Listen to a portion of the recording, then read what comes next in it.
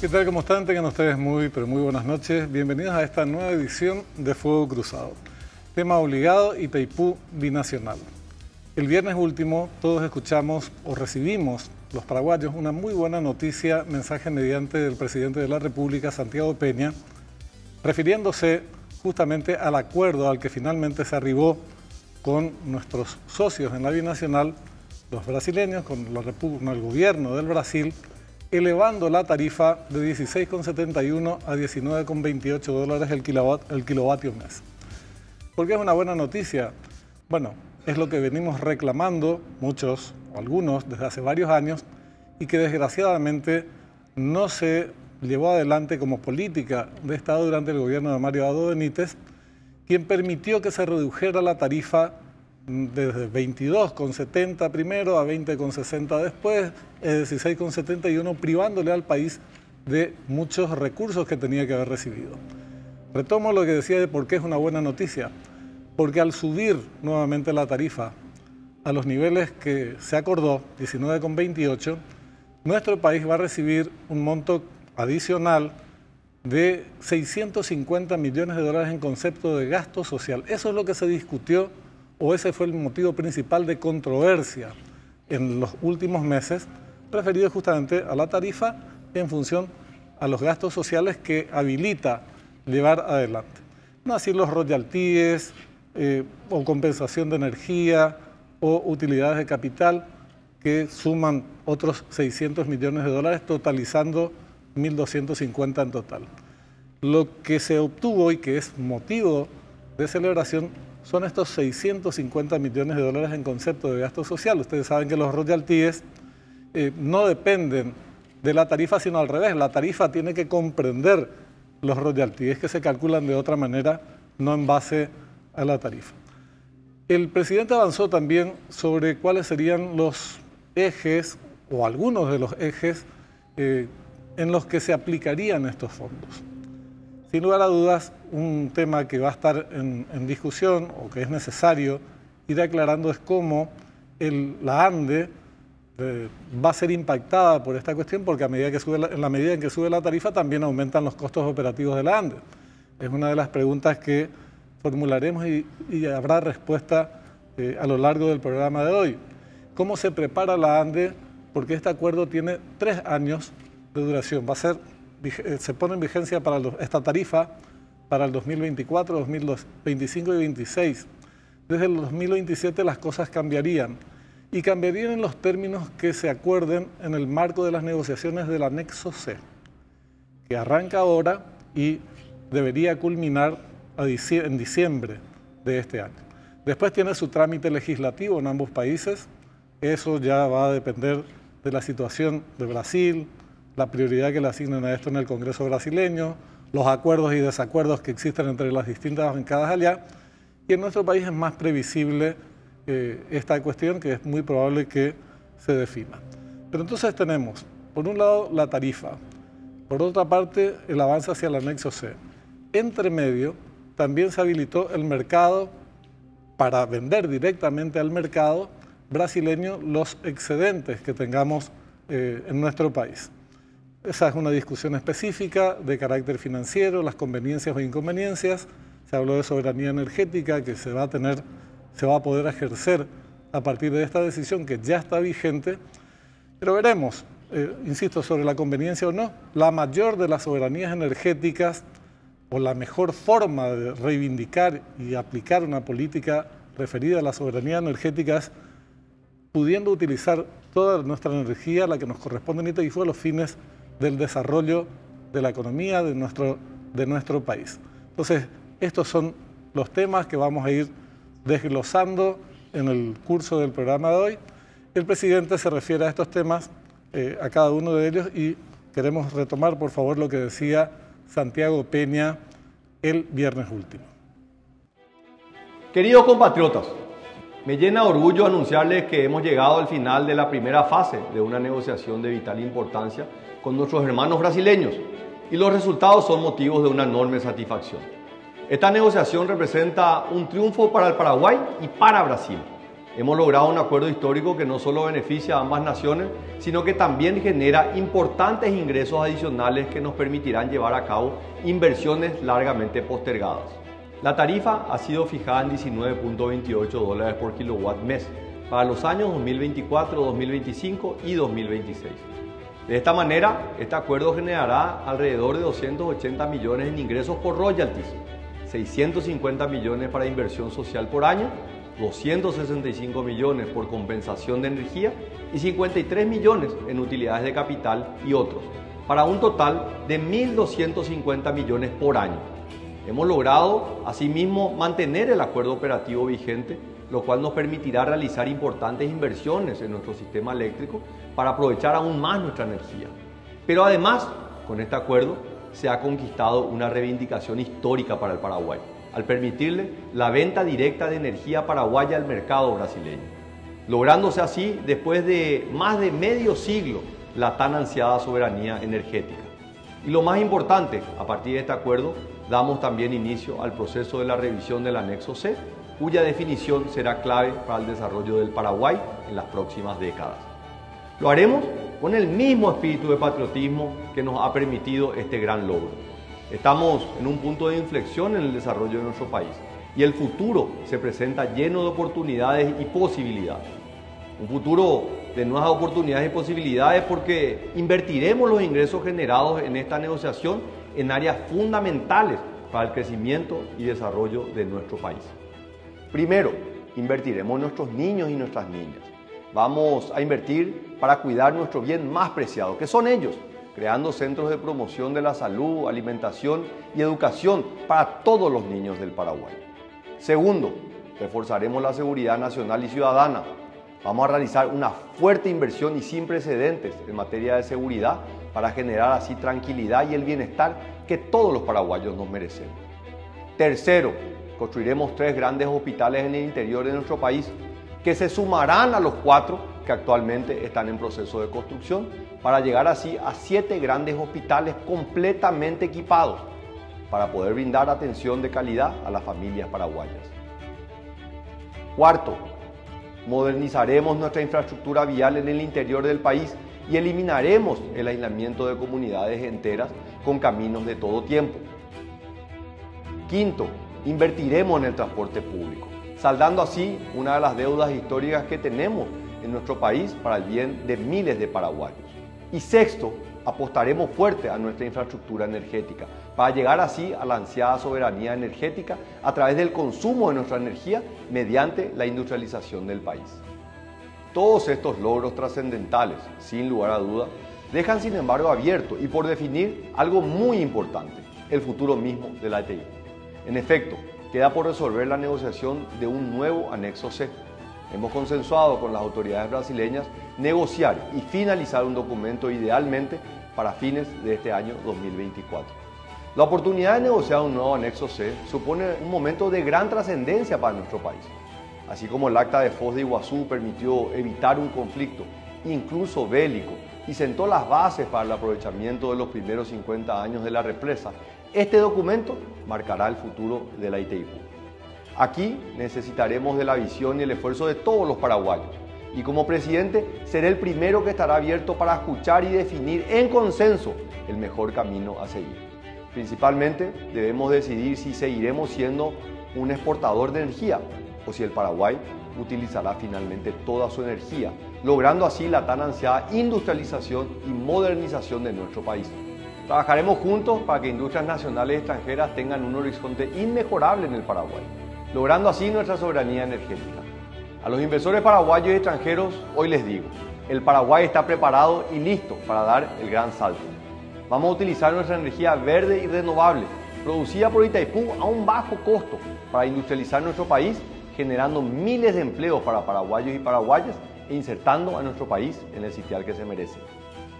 Queridos compatriotas, celebremos hoy este acuerdo que abre las puertas a un futuro mejor para todos los paraguayos.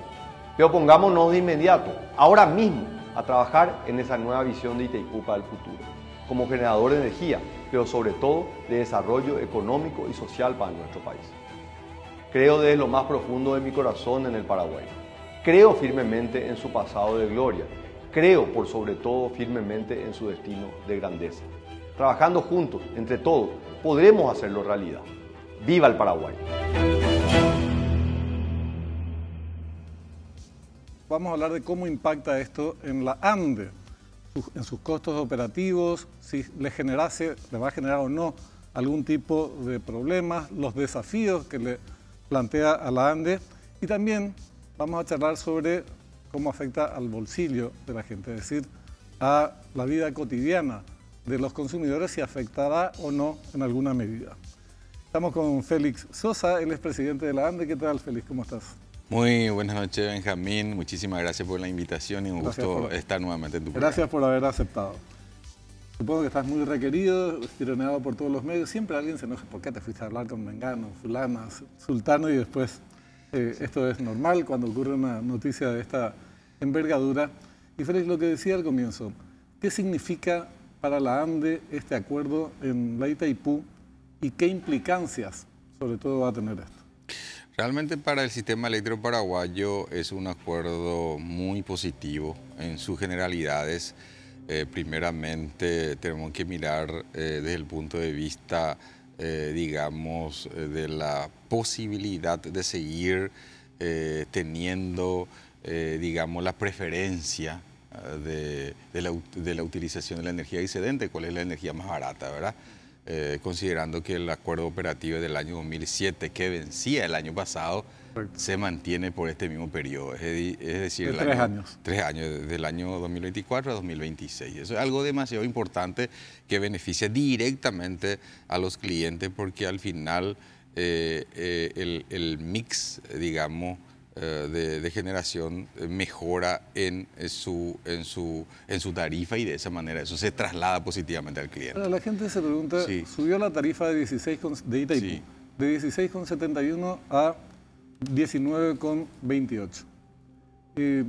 Esto, si la ANDE antes compraba a 16,71 y ahora va a comprar $1, $2,5 en montos tan grandes, en volúmenes tan grandes de contratación de potencia, representa un egreso que antes no tenía la ANDE. Es decir, van a aumentar sus costos operativos y todo el mundo dice, si aumenta sus costos operativos puede reflejarse eso después en la tarifa. Pero dividamos en dos partes. El aumento de los gastos operativos de la ANDE, vos nos decías en la radio, pero quiero desmenuzar un poco más, con este aumento tarifario de Itaipú representaría más o menos $73 millones año. Así es, considerando que la potencia contratada para este año será de 2.370 megavatios de potencia, vamos a aumentar un 10% con relación al año pasado, que estaba en 2.154 megavatios de potencia contratada. Entonces eso va a aumentar un 10% para poder atender la demanda de energía eléctrica, el crecimiento de consumo de energía eléctrica en Paraguay, que en los últimos 2 años fue de 12,5%, ¿verdad? Entonces tienen que también aumentar la potencia contratada, ¿verdad? Entonces eso va a representar una diferencia en el costo por la compra de potencia de la Itaipú Binacional en $73 millones en forma anual a la ANDE. Y eso está previsto compensar del ingreso adicional que va a tener la Itaipú Binacional, que son gastos sociales de aproximadamente $650 millones, que se va a utilizar en diferentes áreas de acuerdo a la prioridad del gobierno, pero en este caso en particular este monto de $73 millones se va a compensar de ese fondo. Sí, para que entendamos todos, por vía del aumento de la tarifa va a significar el aumento de los gastos sociales de la Itaipú que va a recibir, que va a poder hacer uso el lado paraguayo en $650 millones. 680 dicen algunos, pero bueno, sí, es una suma de esa naturaleza. Sí. Y de ese monto entonces, de ese ingreso adicional que va a tener el país, 73 millones va a ser para cubrir esto. O sea, no va a haber aumento de tarifa en los consumidores. Definitivamente, eso es importante aclarar a los clientes de la ANDE, que en ningún momento va a haber aumento de la tarifa debido a este aumento de la potencia en la tarifa de la potencia de la Itaipú Binacional. No va a existir ese aumento para los clientes. Hay un tema que desde luego genera muchas interrogantes porque es muy técnico, conocemos pocos, los ciudadanos comunes, incluso en ámbitos periodísticos se maneja muy poco también, que ya tiene que ver con cómo se va a ir, cómo va a proceder la ANDE para ir poniéndose a tono y en capacidad como para retirar toda la energía que está proyectada para finales del 2026. Si en el 2026 hay que retirar toda la energía. Después, ¿qué hacemos con la energía? Es otra discusión. Pero toda la potencia contratada va a ser la totalidad de lo que le corresponde a Paraguay. Depende, no necesariamente. O sea que, ¿qué es lo que nosotros vamos a hacer? Y de hecho ya veníamos mejorando las inversiones en el sistema eléctrico paraguayo, pero sí vamos a aumentar el nivel de inversión en líneas de transmisión y distribución de energía eléctrica, ¿verdad?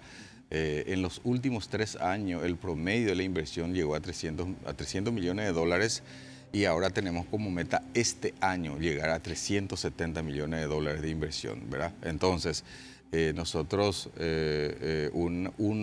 para nosotros el desafío más grande que esté en condiciones nuestra red de transmisión y distribución, como usted dijo, para ese momento, pero no necesariamente existe la obligatoriedad de retirar el 100%, ¿verdad?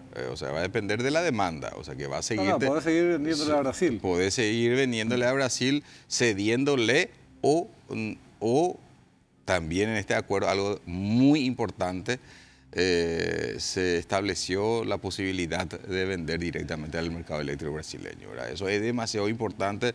Realmente siempre decimos nosotros del sector eléctrico que es el sueño de todos nosotros, el sector eléctrico y también del país, porque vamos a tener una vía más de colocar de la mejor manera posible la energía que nosotros no estamos utilizando actualmente.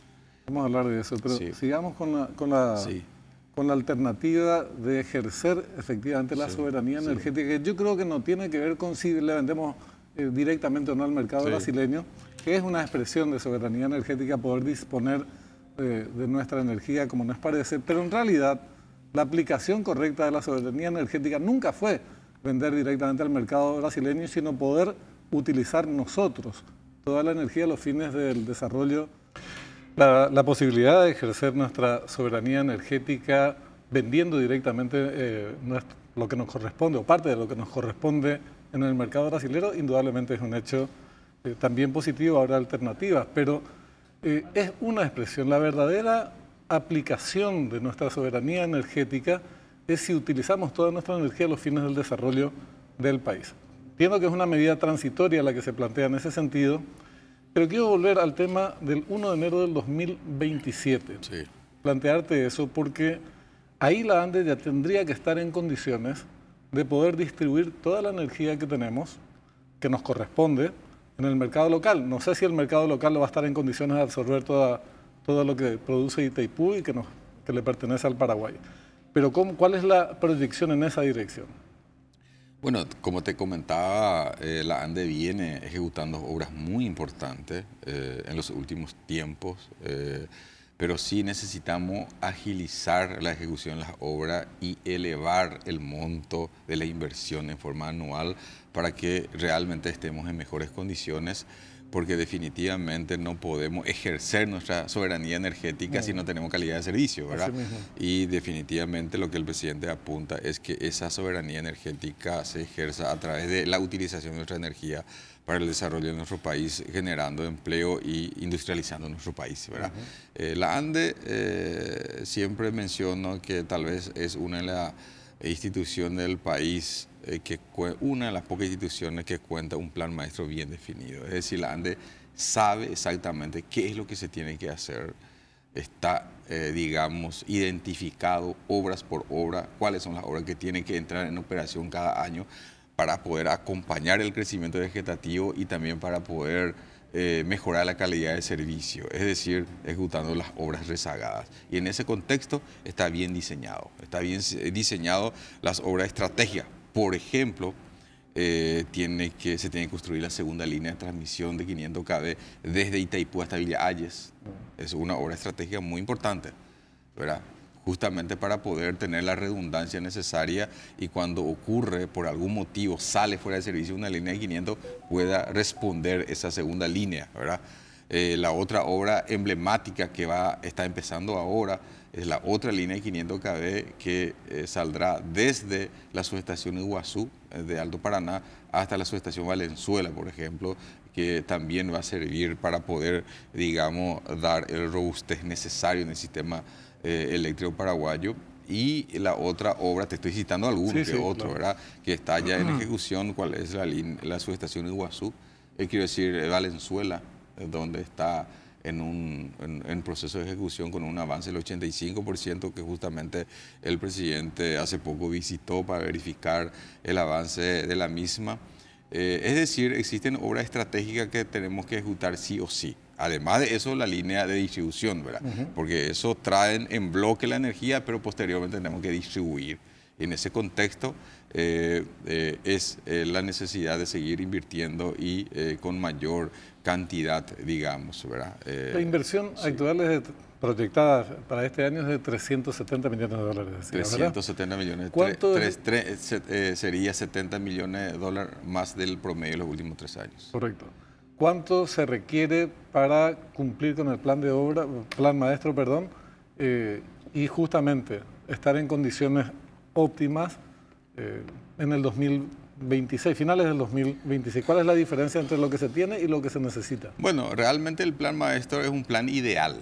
¿Verdad? El plan ideal prevé una inversión de 6.500 millones de dólares en 10 años, es decir, 650 millones de dólares en forma anual, de los cuales 500 millones de dólares es la inversión necesaria en línea de transmisión y distribución de energía eléctrica y generación, porque tengo que empezar ahora, de aproximadamente 1.500 millones de dólares en 10 años en este plan maestro que tenemos, que vamos a actualizar, ¿verdad? Es decir, de 150 millones de dólares en forma anual, que en realidad la idea es que nosotros tenemos es que esa parte invierte el sector privado, ¿verdad? Y para eso tenemos ya la herramienta, la ley 6977 de energías renovables no convencionales, y vamos a comenzar a licitar este año 140 megavatios de potencia de generación fotovoltaica en el Chaco paraguayo. ¿Pero cuántos necesitaríamos, según el calendario de obras, cuántas plantas se requerirían por año? ¿Una sola o son varias? Son varias plantas, por eso te decía de que en los primeros 10 años de 1.500 millones de dólares es la necesidad para generación, para poder comenzar a diversificar la materia de generación. Eso, la idea es utilizar esta herramienta legal para que el sector privado haga esa inversión y nosotros le compraríamos la energía a la empresa adjudicada, ¿verdad? Pero yendo otra vez a la necesidad de la inversión en transmisión y distribución, lo ideal, según el plan maestro, 500 millones de dólares en forma anual. Este año estaríamos llegando ya a 370 millones de dólares. De hecho, el plan maestro es lo ideal. Nosotros calculamos de la ANDE, si nosotros llegamos a invertir en promedio unos 400 millones de dólares en forma anual, ya vamos a estar en condiciones para poder, digamos, mejorar la calidad de servicio y estar en condiciones para poder recibir los inversionistas para la industrialización de nuestro país. Que de hecho, ya tenemos varios sectores en condiciones para que se instalen las industrias. Vamos a seguir con eso, pero quiero hacer un paréntesis para manejar alguna información respecto a las proyecciones de la utilización del consumo interno, de nuestro mercado interno. La ANDE tenía previsto que para el 2030, 2031 ya absorberíamos toda la energía de las hidroeléctricas, utilizaríamos toda la energía de las hidroeléctricas, pero eso era sobre la base de un crecimiento vegetativo, vos corregime porque no es mi especialidad, del 6,5 anual. Así mismo. Y saltamos al 11-12% anual. Que probablemente eso se sostenga y tal vez se amplíe en los próximos años. Entonces, esa ventana o ese plazo del 2030 a 2031 no se nos abreviaría bastante más. Definitivamente. ¿Y para cuándo podría ocurrir eso? Bueno, nosotros creemos que este crecimiento importante de los últimos 2 años se debe principalmente a que tenemos varios contratos hasta el año 2027, ¿verdad? La criptominería legales de aproximadamente 52 contratos que tenemos hoy en día tiene vigencia hasta el año 2027. Entonces eso creemos que se va a reducir nuevamente ese crecimiento de consumo, a no ser que aparezcan nuevas industrias que generen mano de obra. Y de hecho en eso se está apuntando ahora, ¿verdad? Entonces, claro que eso se va a reducir, Benjamín, por eso es que el tema de la generación es un tema prioritario y por tal motivo es que este año ya vamos a comenzar a generar a través de esta planta fotovoltaica en el Chaco, a pesar de que todavía no se tiene necesidad en este momento, pero tenemos que comenzar ahora, porque no, como usted mismo dijo, la infraestructura eléctrica no se consigue y no se construye de un día para otro. Entonces, a partir de este año nosotros estamos trabajando en la nueva fuente de generación de energía eléctrica. Ese plazo que estaba previsto para el 2030, ¿cuánto se adelantaría? No, eso para depende. decir, nosotros vamos a absorber toda la energía de Itaipú y de Yacyretá probablemente para el 2028, no sé, te consulto, a la luz de este crecimiento del mercado interno, del consumo interno. Bueno, de todas maneras, estos 2 años tuvimos ese crecimiento muy importante debido a estos contratos temporales. ¿Que va a seguir este año?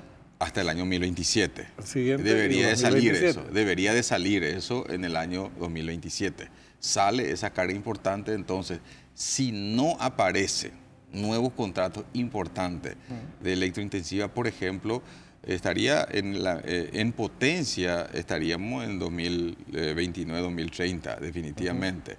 Pero en energía, si no sale, te pregunto, porque eso va a ser todo un debate político en su momento, va a decir, no, cumplió con todas las formalidades, hay una ley que esto, que aquello. No, hay un decreto donde limita eso hasta el año 2027. O sea que no existe una ley. Los contratos son, pero se va a discutir una ley de criptominería en el Congreso. De todas maneras, eso también se va a analizar técnicamente hasta cuándo se puede mantener, hasta cuándo puede tener ese contrato, ¿verdad? Eso se va a hacer en base a un estudio digamos, fino, el estudio técnico, porque nosotros no podemos en ningún momento, digamos, comprometer nuestra generación, pero también tenemos que aprovechar esa ventana de oportunidad para el beneficio de nuestro país. En este periodo no hay ninguna duda. Ahora, se plantearía una paradoja inaceptable si llegamos al 2027, continúan estas empresas y tenemos que importar energía.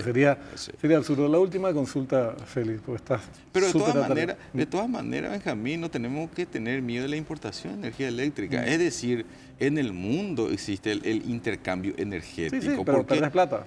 Una cosa es generar vos. No, pero depende. Y otra es que te venda porque incorpora sus ganancias. No, pero depende, porque existen momentos de exceso de generación en los mercados. Es decir, existen excesos, por eso que en la Unión Europea, por ejemplo, existe un intercambio diario. Claro, pero son productores enormes, todos los países. Argentina nunca va a tener esa capacidad. Brasil eventualmente podría tener, pero... Claro. Pero te digo nomás, en el sentido que tampoco tenemos que tener miedo, no estoy diciendo, no estamos apostando a eso en ningún momento, ¿verdad? Digo que la base tiene que ser la autonomía. Definitivamente, la generación de energía eléctrica. Volvemos al tema de la soberanía, no dependemos de nadie. Tenemos que ser soberanos en ese aspecto, ¿verdad? La ultimísima y te libramos. La inversión entonces, ¿cómo se va a cubrir? Porque de los 650 millones de dólares o 680 que aumentaron por vía de los gastos sociales, a partir del ajuste de la tarifa hacia arriba de Itaipú, 73 va para calzar el presupuesto y que no se cargue a los consumidores, a los usuarios. ¿De dónde va a salir el dinero para cubrir lo que demanda realmente el plan de obras que es necesario cubrir en materia de inversiones, por ejemplo? Porque está la parte privada, pero no podemos depender exclusivamente de eso. No, eso es solamente para generación. El tema de distribución y transmisión quedaría siempre a cargo de la ANDE. Los 500 millones. Los 500 millones de dólares. Lo una ideal. Diferencia de 130. Lo ideal. Nosotros hicimos un cálculo aproximado que si nosotros llegamos en promedio a invertir 400 millones de dólares en transmisión y distribución, vamos a estar a la altura, digamos, de las empresas distribuidoras digamos, más eficiente en la región, ¿verdad? Si llegamos a un promedio de 400 millones de dólares de inversión, porque el 500 es lo ideal, ¿no es cierto? Entonces, hay que hablar de realidades también, ¿verdad? Entonces, ahí, lógicamente, tenemos que recuperar lo que vamos a invertir este año, 370, el próximo año tenemos que recuperar para poder tener esa media de 400 millones de dólares, por ejemplo, de inversión. Entonces, acá viene... de diferentes fuentes de financiamiento. Primeramente, el fondo propio. Por otro lado, están los préstamos con los bancos multilaterales que está vigente. Por otro lado, también estamos trabajando con el Ministerio Pero de Economía. no se contempla la utilización de los gastos sociales. Sí, eso me iba. Entonces también parte de los gastos sociales, parte estamos trabajando con el Ministerio de Economía para poder realizar una reingeniería financiera de la deuda, es decir, trabajar en todos los ámbitos para conseguir esos recursos. Félix, te agradecemos muchísimo por el tiempo, te dejamos descansar un ratito por el fin de semana y de nuevo muchas gracias. Muchísimas gracias, Benjamín, y a la orden de siempre. Muy amable. Breve pausa y volvemos con un tema también de mucha actualidad que afecta a muchísimos trabajadores del país, que tiene que ver con los proyectos o el proyecto del IPS para reformar su carta orgánica en varios de sus aspectos, uno de ellos el cálculo que se hace para establecer las jubilaciones. Ya volvemos.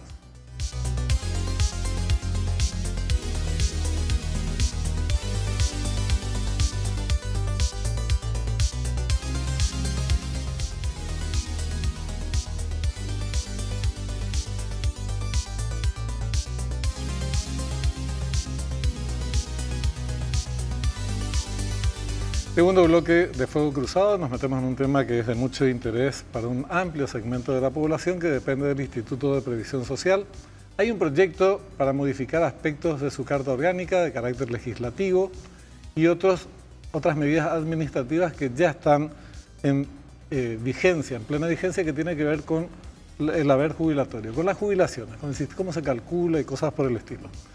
Es un tema, como decía, de mucho interés y en consecuencia tenemos que divulgarlo lo más ampliamente posible. Antes de que se adopte el proyecto, se discuta el proyecto en el Poder Legislativo o en ese marco, es importante que se socialice al máximo y conocer estas medidas administrativas que ya están vigentes desde hace algunos días. Nosotros le invitamos y tuvo la amabilidad de aceptar esta invitación la gerente de prestaciones económicas del Instituto de Previsión Social, Vanessa Cubas, que ya está acá en el piso. Muchas gracias por estar con nosotros. Buenas noches. Buenas noches, señor Benjamín, a usted y a la enorme teleaudiencia de este programa. Estamos aquí con mucho gusto para comunicar a nuestros jubilados, a nuestros asegurados y también a todos los aportantes del IPS cuáles son las medidas que se han tomado en el Consejo de Administración. Exacto. Vamos a doblar entonces el tema. Uno tiene que ver con los proyectos de reforma que se va a debatir en el Congreso en su momento y las medidas administrativas. Empecemos por estas últimas. ¿Cuáles son los cambios que se hicieron? Y particularmente el referido a las jubilaciones, que genera mucha inquietud por parte de los futuros jubilados, de los aportantes. Sí, cómo no. Primero quisiera decir que estas medidas que se presentan, este paquete de medidas administrativas y también de reformas legales, nos vemos obligados a plantearlas por la situación y por las condiciones en las que hemos encontrado la institución en agosto del año 2023. No es un secreto, es pública la crisis que existe en el Instituto de Previsión Social, en sus finanzas, en el Fondo de Enfermedad y Maternidad. Hemos heredado deudas multimillonarias en dólares. Tenemos problemas por eso para prestarle las atenciones de salud que nuestra población asegurada se merece. Estamos trabajando arduamente para que eso cambie. También hemos heredado problemas en el Fondo de Jubilaciones y Pensiones, el cual está desequilibrado. Entonces, esa situación que la hemos heredado de administraciones anteriores nos han obligado a proponer desde las instancias técnicas algunas medidas que han sido aprobadas por el Consejo de Administración. Como decía usted, la resolución del 7 de mayo del Consejo de Administración ha resuelto revocar resoluciones del año 2020 y del año 2021, a través de las cuales el Consejo de Administración, con argumentos legales de dudosa legalidad y también sin considerar las condiciones financieras y el impacto actuarial que fue advertido por las instancias actuariales de la institución, elevó el piso del haber mínimo jubilatorio, que por ley debe ser 33% del salario mínimo. Por resoluciones del Consejo se elevó al 50% del salario mínimo en el año 2020 y luego en el año 2021 se elevó al 75% del salario mínimo. El Consejo de Administración, que resolvió el 7 de mayo revocar esas dos resoluciones del Consejo de Administración anterior y por tanto a partir de ahora en adelante las jubilaciones que sean otorgadas serán como mínimo del 33% del salario mínimo legal. ¿Qué significa eso? Primero, aclarar, ninguno de nuestros jubilados que hoy está percibiendo o el 50 o el 75%, estamos hablando de más de 20.000 personas que están recibiendo hoy arriba el 75% del salario mínimo, a ninguno se le va a reducir su haber jubilatorio. Eso es muy importante que quede claro. Ninguno va a recibir menos de lo que ya venía recibiendo. No es retroactivo. No es retroactivo. No significa ninguna modificación ni descuento. Sí significa que el Consejo de Administración, desde el 7 de mayo, va a aplicar la ley. ¿Qué es lo que nos obliga la ley? A liquidar las jubilaciones al menos en un 33% del salario mínimo legal. Dando un ejemplo, una persona que ha aportado y que cuando se calcula su jubilación arroja que tenemos que pagarle 500.000 guaraníes, la ley nos dice no se puede pagar, por lo menos tiene que ser, para redondear, 900.000 guaraníes, que es el equivalente al 33% del salario mínimo legal hoy. Entonces, no le damos 500.000, le pagamos 900.000 guaraníes para cumplir la ley del haber mínimo jubilatorio. En este mismo ejemplo, ¿qué es lo que sucedía? Que una persona que aportó para jubilarse con 500.000 estaba recibiendo arriba de 2 millones de guaraníes, que es el 75% del salario mínimo. ¿De dónde sale esa diferencia entre el 500.000 que financió el jubilado y el 1.500.000 que le damos adicional del fondo de reserva? Entonces, esa diferencia que no está financiada es la que juntamente con otras medidas que tomó el Consejo nos ha llevado a la situación en la que estamos hoy. ¿Cuál es esa situación? Desde el año 2020, señor Livieres, el Fondo Común de Jubilaciones y Pensiones está en crisis, está en desequilibrio. ¿Por qué? Porque lo que ingresa a través de aporte obrero patronal y de las rentas que se generan no alcanza para cubrir los egresos, para pagar las jubilaciones y pensiones. Entonces, ¿qué hacemos? Usamos la renta de las reservas. Desde el año 2020 se produjo esa situación de desequilibrio coincidente con esta resolución precisamente del haber mínimo que se elevó al 50%.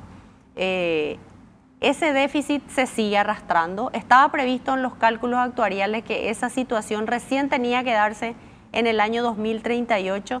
Sin embargo, como efecto de la pandemia, del descenso de los ingresos y de estas decisiones que aumentaron los gastos, adelantaron la crisis al año 2020. Esa crisis continúa. En el año 2023, el déficit del Fondo Común de Jubilaciones y Pensiones fue mayor a 370.000 millones de guaraníes. ¿Cómo cubrimos esa diferencia de 370.000 millones de guaraníes? Usando la renta de las reservas. Eso significa el 28% de las rentas de la reserva. Si nosotros continuamos así, en esta velocidad y en este mismo camino de egreso y de gastos, dentro de unos años la renta ya no nos va a alcanzar, vamos a tener que usar la reserva. Y esa es la situación que no tenemos que llegar. Primero tenemos que volver a recuperar el equilibrio. Lo que ingresa tiene que alcanzar para pagar lo que sale. Segundo, nuestro modelo de financiamiento del IPS es el de capitalización colectiva con un fondo de reserva. Esa reserva hoy tiene casi 2.500 millones de dólares en el sistema financiero. ¿Cómo se acumuló ese dinero? Porque había un superávit. Lo que entraba en aporte obrero patronal alcanzaba para pagar las jubilaciones, había un superávit y eso que sobraba, que es el superávit, se guardaba. Así se acumuló todo ese dinero. Hoy nuestra generación no solamente no está ahorrando, sino que está usando la reserva. ¿Eso qué significa a mediano y largo plazo? Que nosotros estamos recibiendo de 900.000 activos prácticamente aportes para los cuales es posible que si seguimos gastando no tengamos el dinero para pagarle sus jubilaciones. 900.000 aportantes somos 900.000 activos aproximadamente, un número cercano a 900.000. ¿Cuántos jubilados? Arriba de 79.000 jubilados. Entonces, esa es una propuesta que se hace primero para aplicar la ley y segundo para dejar de egresar y tercero porque los jubilados y los activos no tenemos por qué subsidiarle a las personas que han aportado por debajo. Tenemos que cumplir la ley y pagar el 33% del salario mínimo, y eso es lo que el Consejo de Administración resolvió y se va a cumplir la ley. Esto entonces significa que, por lo que estás explicando, estas 70 y pico de miles de personas que están jubiladas están cobrando por encima de lo que correspondía, o una parte de ellas. Estamos hablando de 20.600 personas que perciben el haber mínimo jubilatorio en el 75 y en el 50% del salario mínimo. ¿Cuánto significa eso por mes? Más de 15.000 millones de guaraníes por mes. 2 millones para hablar en dólares, 2 millones de dólares. ¿Cuánto gastamos por mes para pagar las jubilaciones y pensiones? En promedio este año estamos gastando o erogando más de 50 millones de dólares. 50 millones de dólares, de los cuales más o menos 2 millones de dólares es lo que estamos pagando en este haber mínimo jubilatorio. Nosotros, ¿qué propone esta medida? Ese problema va a quedar allí, digamos, limitado, porque a esas personas, a esas 20.000 y poco de personas, no se les va a disminuir su haber jubilatorio, pero por lo menos no vamos a aumentar el problema. Se les va a pagar lo que establece la ley. ¿Y las que vienen? ¿Van a haber disminuido sus ingresos en relación a estos 20.000? Es posible, a ellos se les va a pagar lo que establece la ley. Nosotros no tenemos que olvidar que el Instituto de Previsión Social es un órgano público. Nosotros nos regimos por las normas de administración financiera y por el principio de legalidad. Solamente podemos hacer y conceder beneficios en base a lo que la ley dispone. Entonces, ¿por qué a una persona que el cálculo de su haber jubilatorio dice que le tenemos que pagar 5 millones, no le pagamos 7 o no le pagamos 10? Porque tenemos que cumplir la ley. Y de la misma manera tenemos que cumplir la ley para aquellos que establece que perciben por debajo del salario mínimo, 33% es lo que se tiene que pagar. Los que perciben por debajo del salario mínimo. Sí. O sea, ¿podés explicar a los que perciben salario mínimo cómo impactaría esta modificación? A ellos no les va a afectar, porque el que aporta sobre un salario mínimo se jubila con un salario mínimo. Es el promedio de lo que ha aportado. Esto se aplica solamente para aquellas personas que tienen un haber mínimo muy por debajo del 33% del salario mínimo. En algún momento, esto tiene una historia larga, más o menos desde el año 2004, los congresistas determinaron que había jubilaciones muy irrisorias, 27.000, 50.000 guaraníes. Entonces, en aquella época se decidió en cada ley de presupuesto incluir la jubilación mínima en 300.000 guaraníes.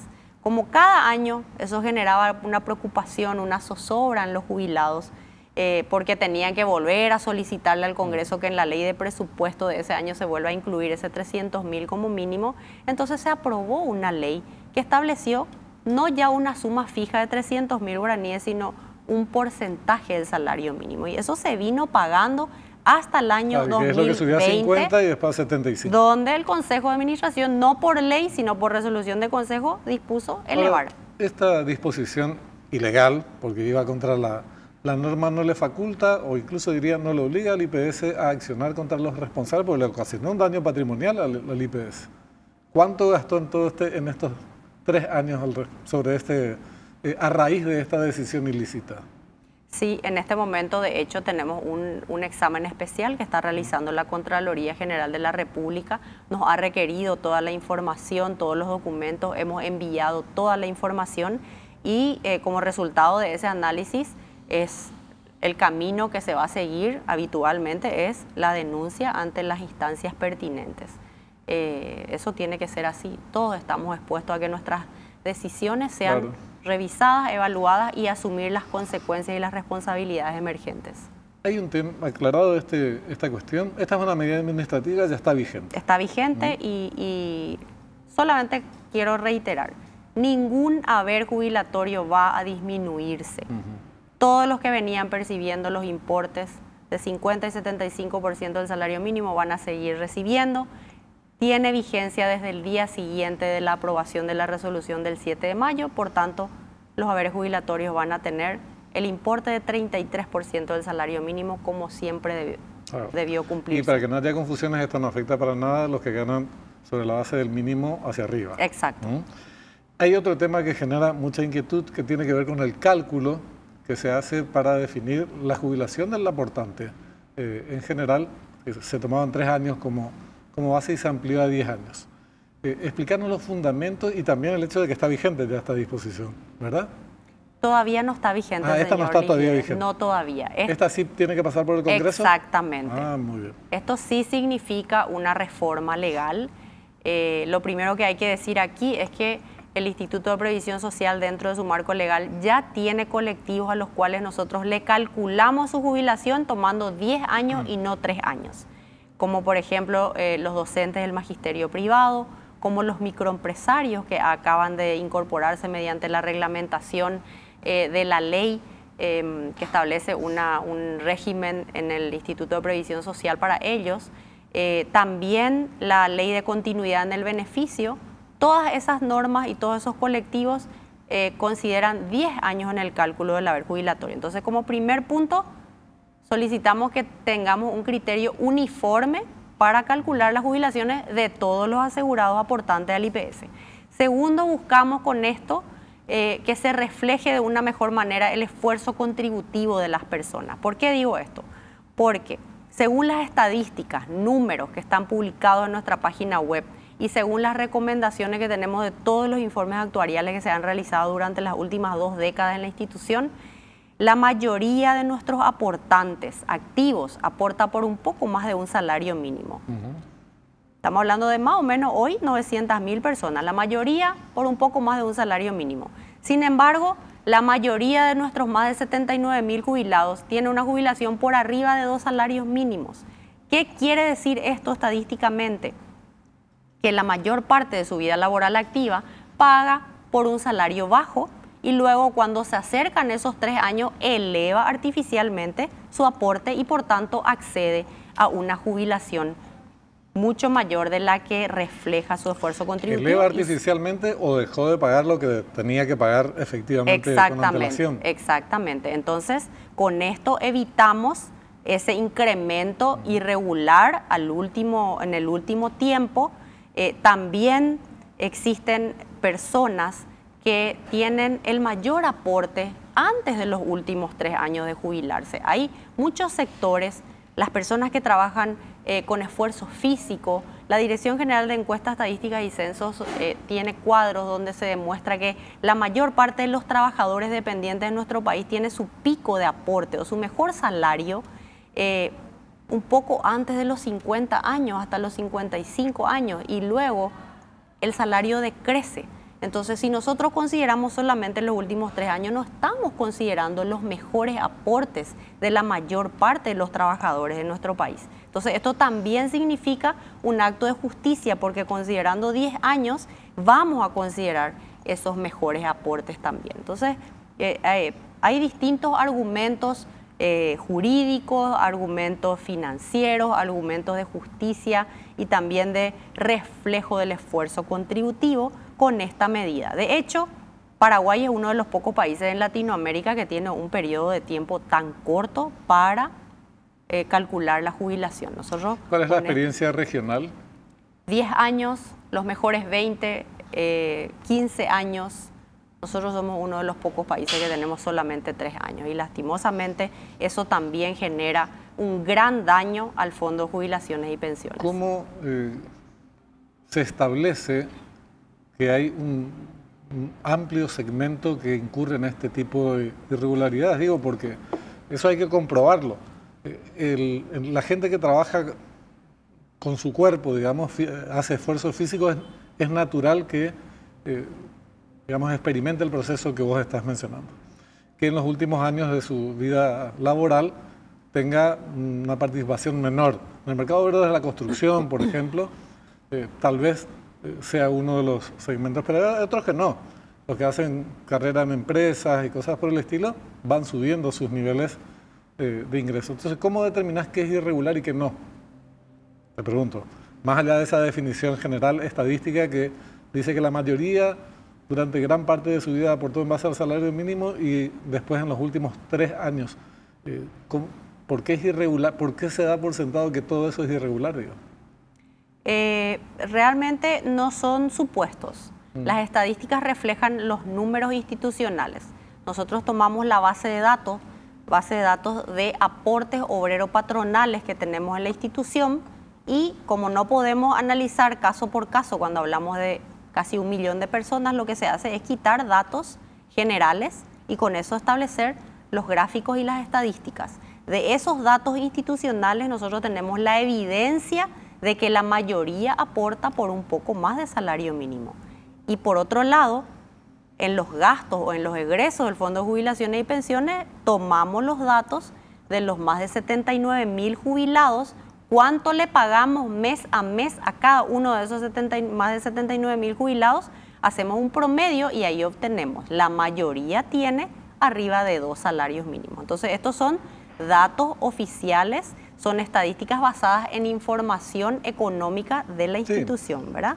Y ahora bien, perdón, por la pregunta que me hacías, considerando precisamente 10 años, nosotros vamos a incluir en el cálculo no solamente los aportes elevados de las personas que a lo mejor realizan tareas intelectuales, que tendrán sus mejores salarios a lo último antes de jubilarse. Periodismo, por ejemplo. Por ejemplo, también vamos a considerarlo porque vamos a tener en cuenta estos 3 últimos años, pero además están incluidas aquellas personas que pueden tener sus ingresos mayores en edades anteriores. Bancarios, ¿verdad? Hay distintos segmentos. Empresas multinacionales, trabajadores de servicio aéreo, etcétera, ¿verdad?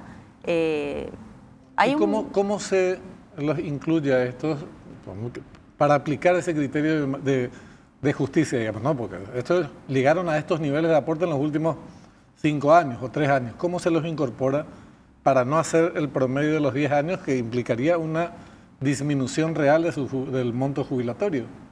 Hoy no se les considera esos aportes. No se consideran. No. Y no significa una disminución. ¿Por qué? Porque los 10 años que se van a considerar van a ser salarios actualizados.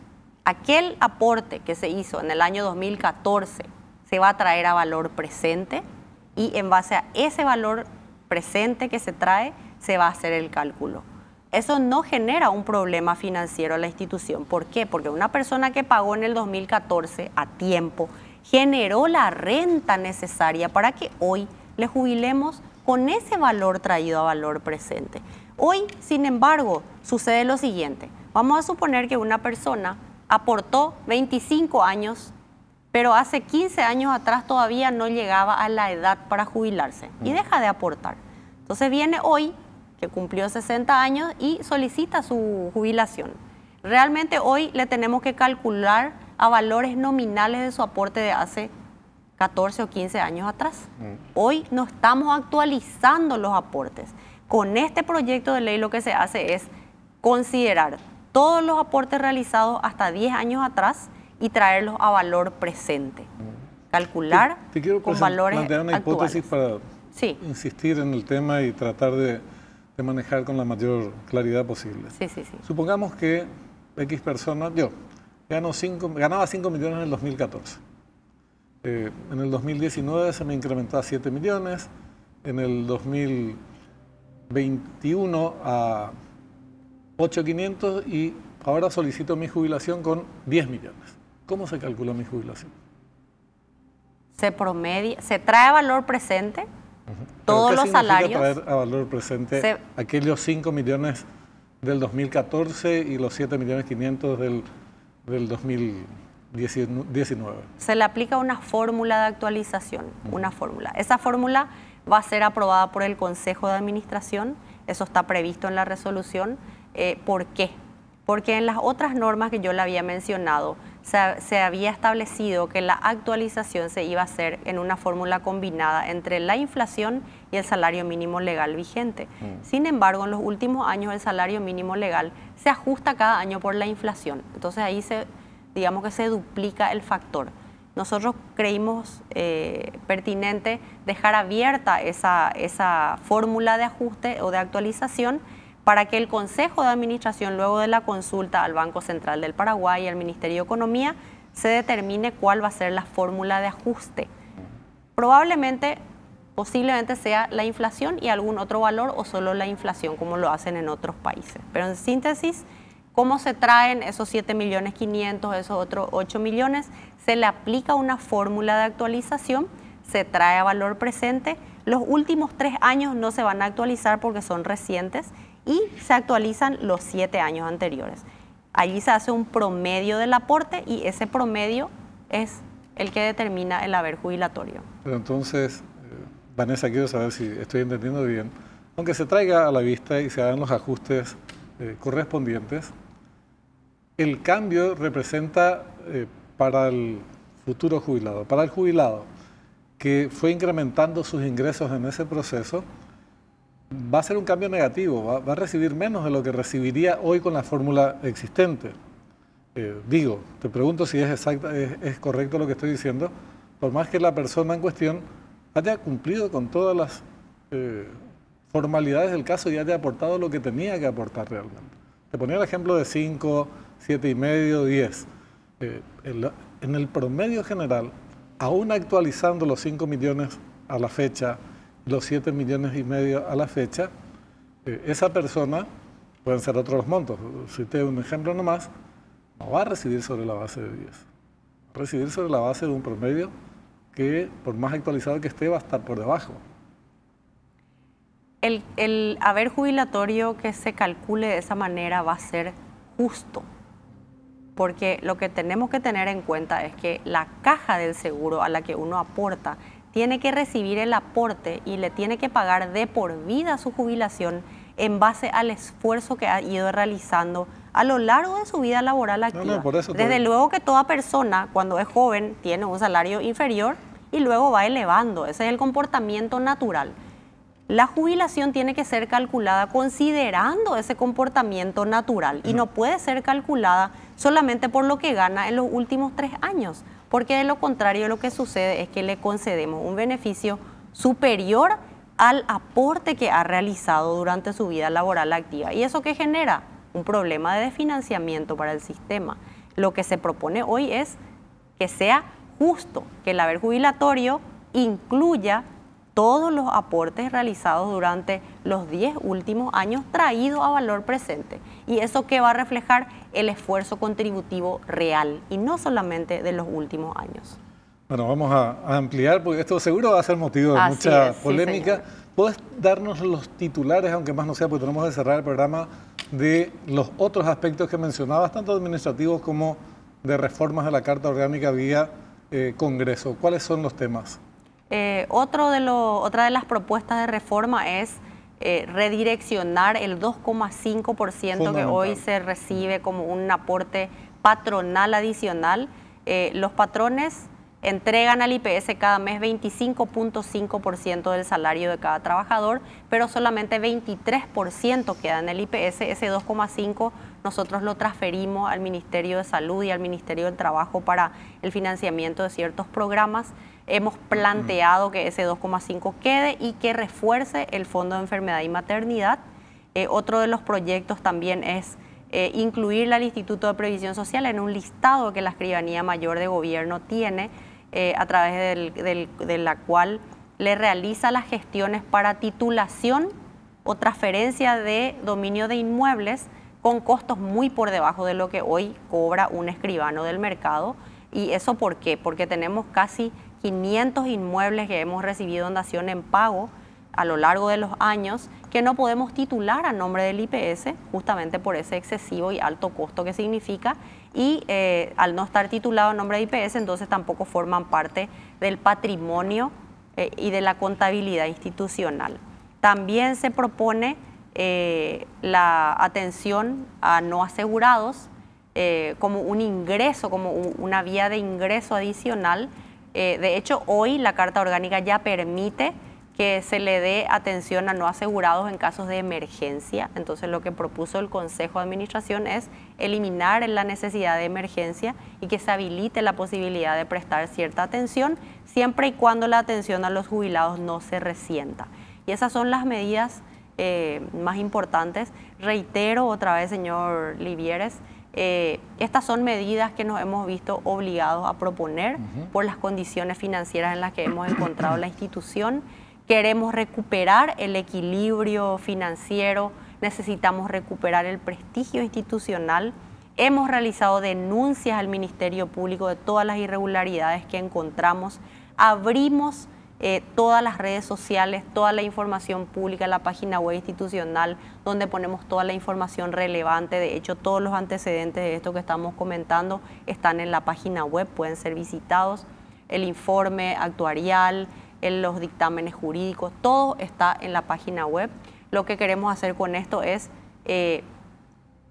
conseguir de nuevo la confianza de nuestros asegurados, de nuestros jubilados, que tengan la certeza de que la ley la tenemos en la mano, todo lo que hacemos lo hacemos en el marco de la ley, buscando proteger los intereses institucionales, no solamente los intereses financieros, económicos, sino también los intereses ante el Poder Judicial.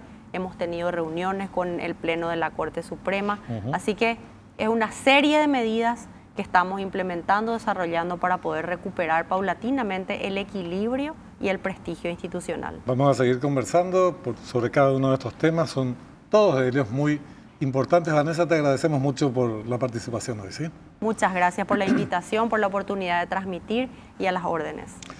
Les comento que con Vasa ahora tenés una tarjeta de crédito que podés obtenerla en el momento y utilizar sus beneficios al instante. Descarga tu tarjeta de crédito desde la app de Vasa, seguí los pasos y disfrutala ya. Vasa, literalmente cuando quieras, estamos. Así llegamos al final del programa de la fecha. Todos los temas que abordamos vamos a seguir profundizándolos, tanto los relativos a Itaipú, a este acuerdo importante al que arribaron nuestro país y Brasil, como también lo referente al Instituto de Previsión Social. Nos reencontramos el próximo domingo, como siempre, a las 21 horas. Hasta entonces.